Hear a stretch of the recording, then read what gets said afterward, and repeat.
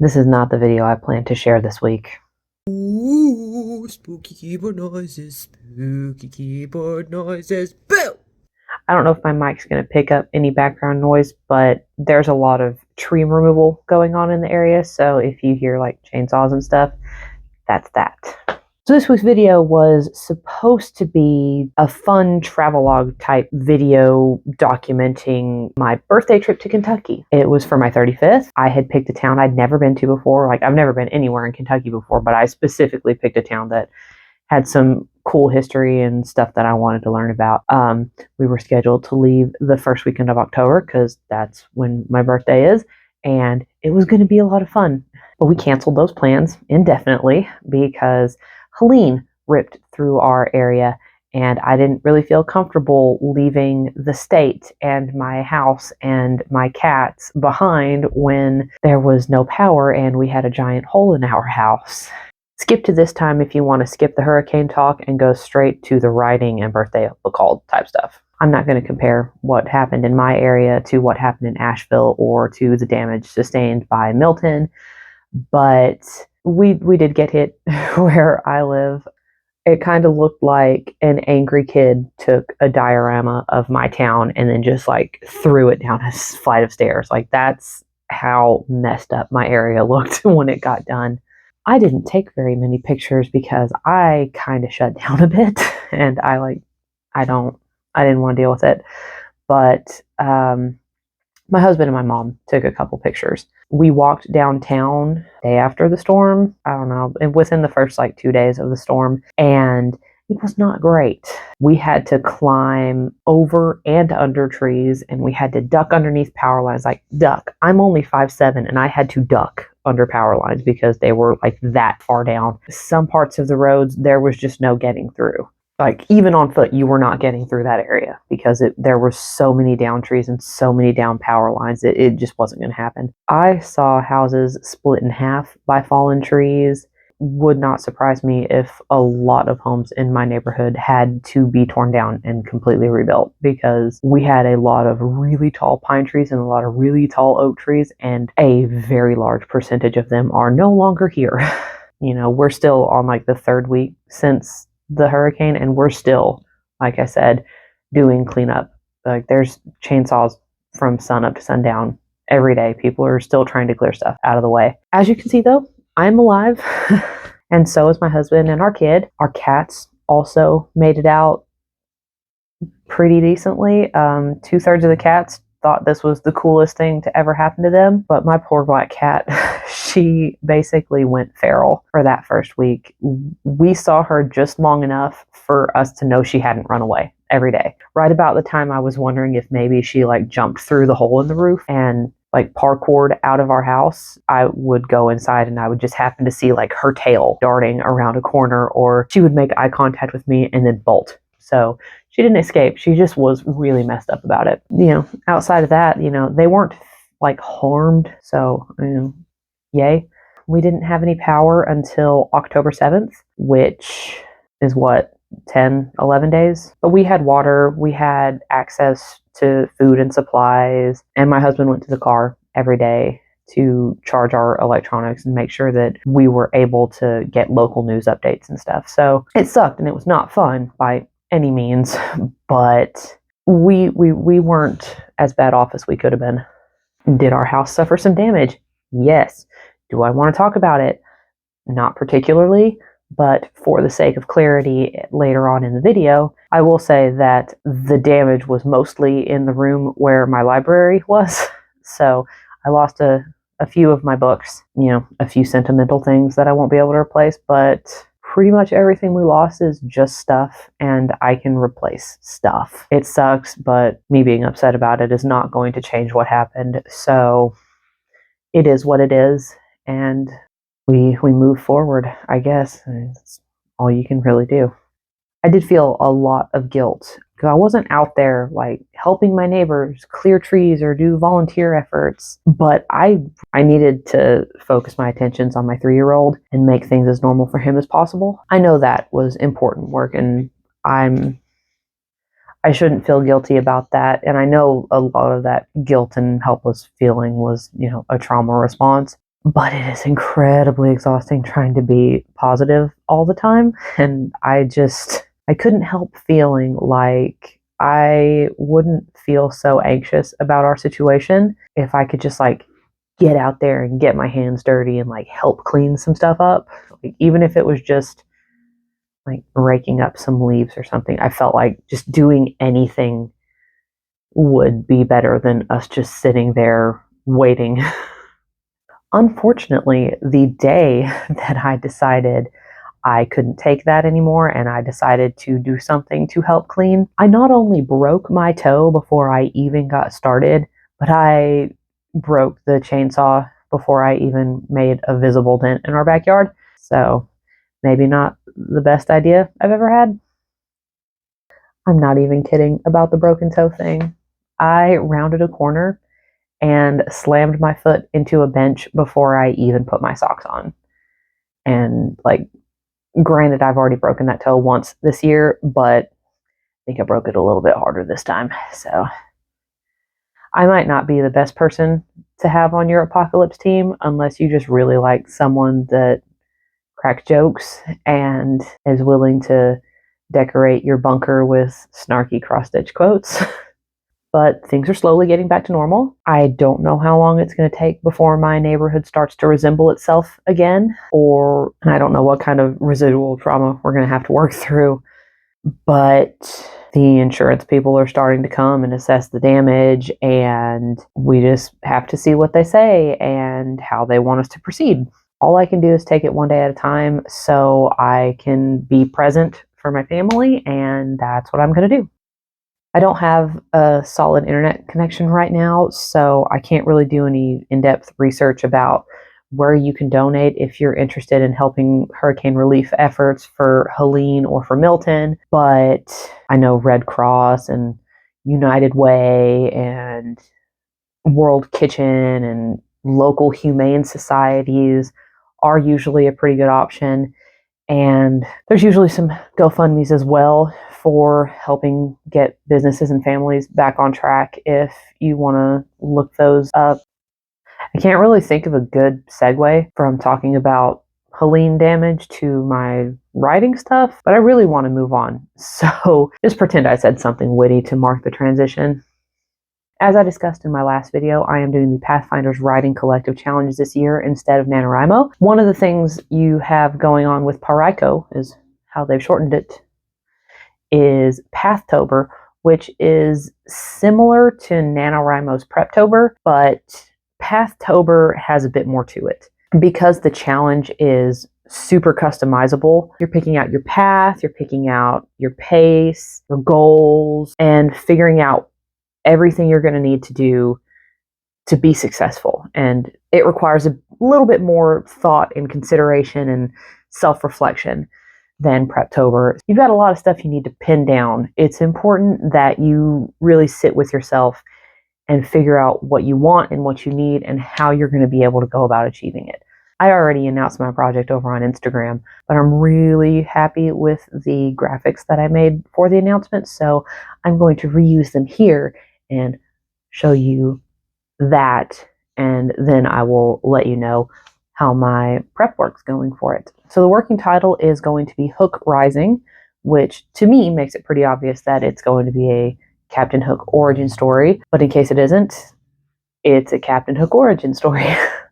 I'm using Pathtober to get a feel for the story in terms of the tone I want it to have, how much romance and how much adventure and themes and all that. I'll be making a Pinterest mood board and a vibes board, and I'm also maybe going to do a Spotify playlist. Neither one of those things are things I've ever done for a writing project before. I've seen a lot of them on Instagram, and they seem really interesting, and I thought maybe it would be fun to give that a try, and maybe that'll help me like stay in the zone whenever it comes to writing. I'm going to be researching pirate stuff, and I'm probably going to reread the Peter Pan novel that I have. My time frame is going to be November through January. My goal is to do either 900 words a day or to finish a first draft, whichever one comes first. I plan on making maybe weekly updates on Instagram. It might just be every other week. I'm not entirely sure, but I'll probably do like short videos to talk about my progress, just for accountability. I may possibly cross-post them over here on YouTube. I don't know. We'll see how it goes. So now that you have seen my announcement and we are halfway through October, how am I doing on all that prep work? Well, when the hurricane hit and we had no power, I decided that was probably the perfect time for me to read the nonfiction book that I had on pirates and the history of it. But after about 60 to 65 pages of like really struggling, I realized that I can't retain historical facts in 85-degree weather with no breeze. I can, however, enjoy straight fiction.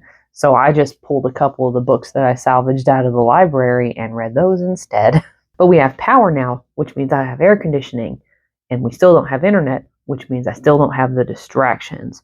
So I have gone back and started reading that pirate's history again and taking notes. So I am making progress through that. And then when I'm done with that, I am going to take the Peter Pan book I have and read through that and see if it sparks any more inspiration for plot points and things like that.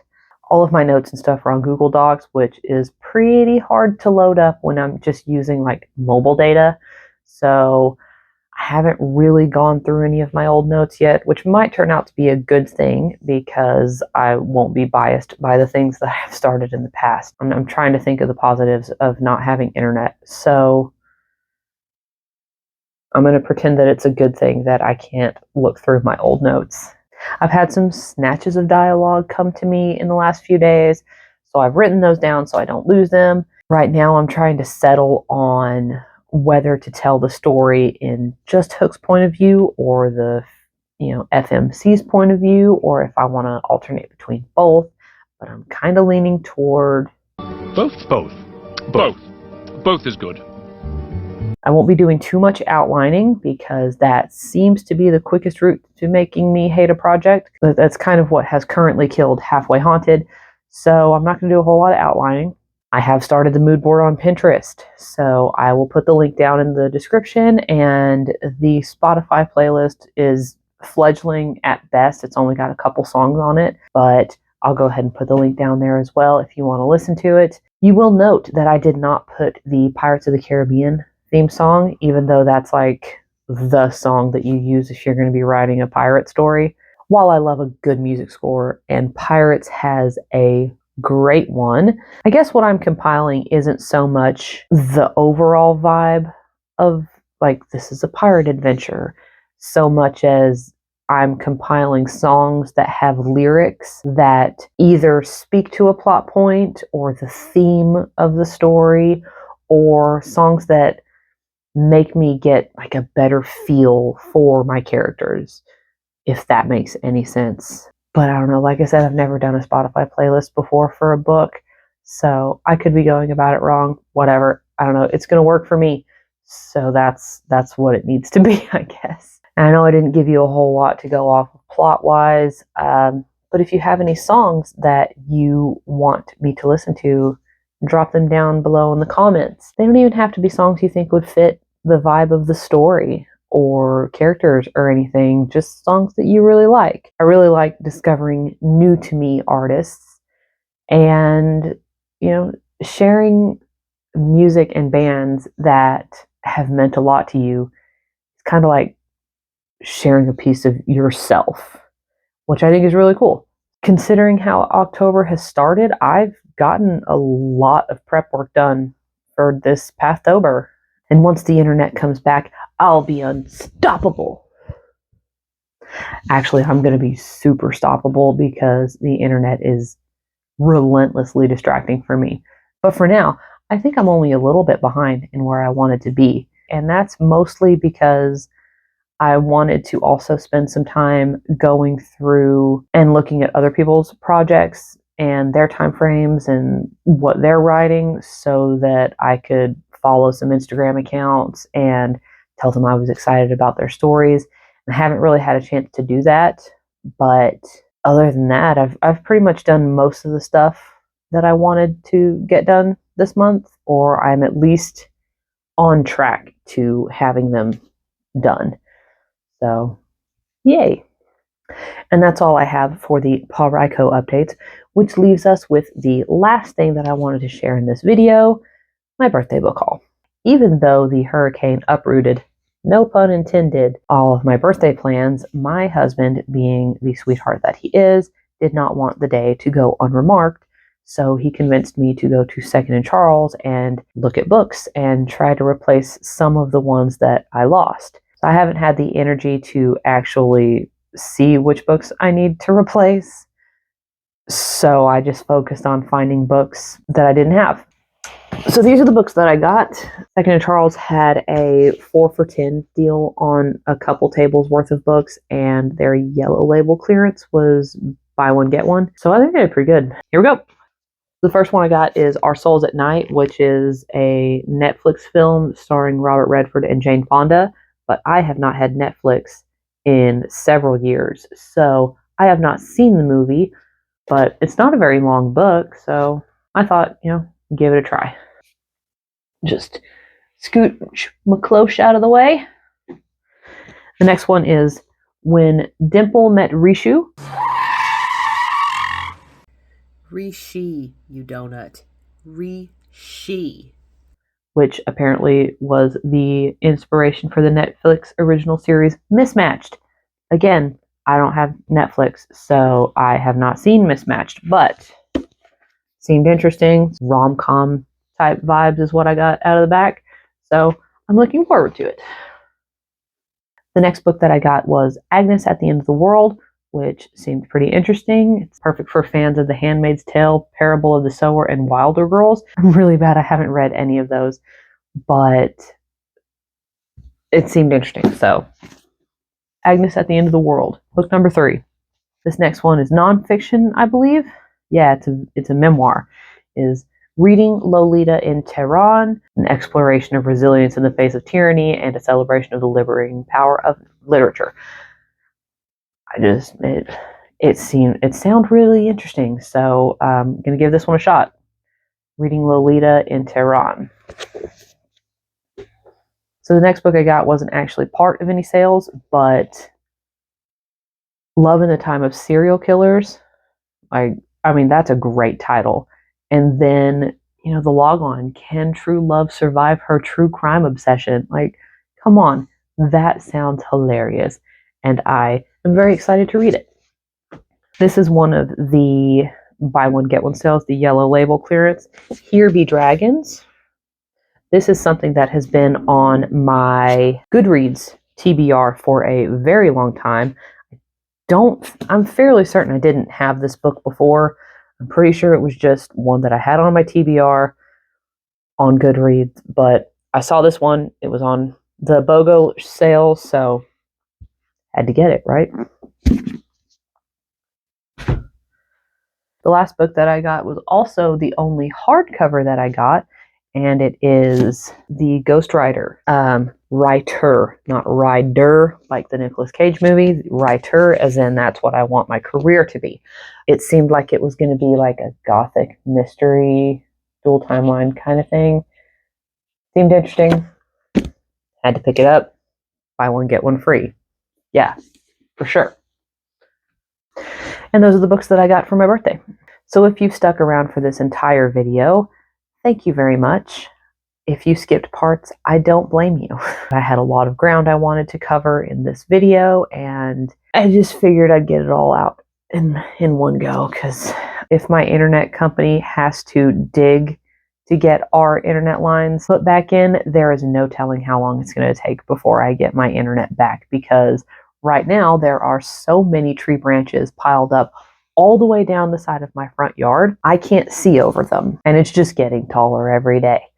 So if they have to wait for all of that stuff to be cleared before they start going in and digging up lines and replacing them, I could not have internet for a very long time. And so that's why I'm very glad that the next video you see from me has already been filmed and edited and scheduled. I had that put up like at the end of last month. It was ready to go. So I won't really have to think about how to get a new video up until November. So I've at least bought myself a little bit of time in that regard. Advanced preparation for the win. Didn't think I had it in me. If you're new here, welcome. If you are a returning friend, welcome back. I hit 100 subscribers over the last week, which is awesome. Thank you for all of you who are tuning in. I'm happy to have you here. My name is Jennifer McPeak. I am an unpublished author that is usually diligently trying to get published, but right now is just taking it day by day. If you'd like to follow me along on this journey toward becoming a published author, be it self-published or traditionally published, and I do hope you would like to stick around for that. I post new videos every other Wednesday, and I discuss reading and writing things, arts and crafts, and sometimes I give life updates when I feel like they're necessary. And today's little factoid is, did you know that all cats are genetically tabbies? Even those freaky little hairless ones that they kind of remind you of like the hairless mole rat from Kim Possible. Yeah, those are also tabbies. It's just some kind of gene expression that determines whether the tabby pattern is or is not visible. Crazy, right? Anyway, that's all I've got for you today, and I will catch you in the next video. Have a great day. Later. Ooh, spooky keyboard noises, spooky keyboard noises.